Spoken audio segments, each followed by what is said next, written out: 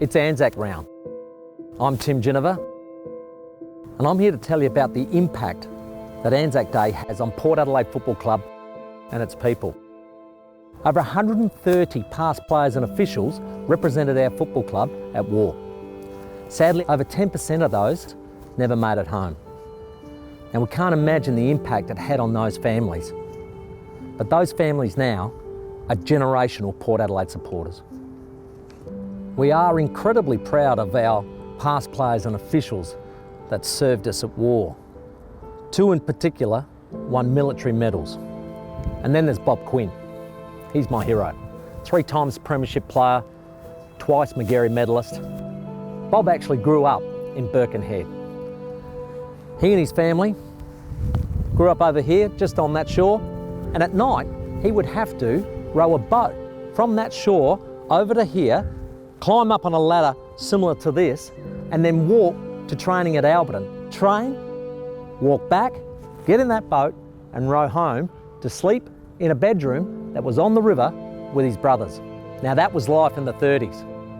But in 1939, World War II was declared and the world changed. That in consequence of a persistence by Germany in her invasion of Poland, Great Britain has declared war upon her, and that as a result, Australia is also at war. Bob Quinn was awarded a military medal in 1943 for courage, leadership and devotion for his incredible deeds in the Battle of Tobruk in August of 1941. A serious shrapnel injury to Quinn, which blew a hole in his right thigh, threatened not only his football career, but his life.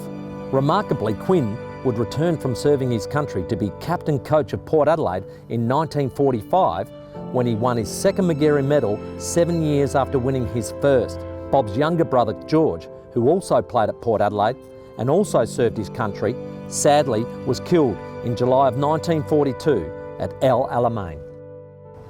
Very proud of our relationship with the RSL over the last 16 years. And we're also extremely proud that we've hosted a game in those 16 years for ANZAC Round. The player who best exemplifies the ANZAC spirit will be awarded the Peter Badco VC Medal. Peter Badco was the last South Australian to be awarded the military's highest honour for bravery, the Victoria Cross. And our commitment doesn't end just on ANZAC Round. Port Adelaide has entered a formal relationship with the Australian Defence Force for many years to come. Here they will run some very, very exciting programs through our community department. Port Adelaide has always been very proud of its history with defence. But as our saying goes, we're proud of the past and confident of the future. The future in the Defence Force is right here in our own backyard, with the building of frigates and submarines over the next 30 or 40 years. Port Adelaide Football Club will be the centrepiece of that defence community, as it has been for over 150 years. For that we are very proud, but also thankful for those who served before us.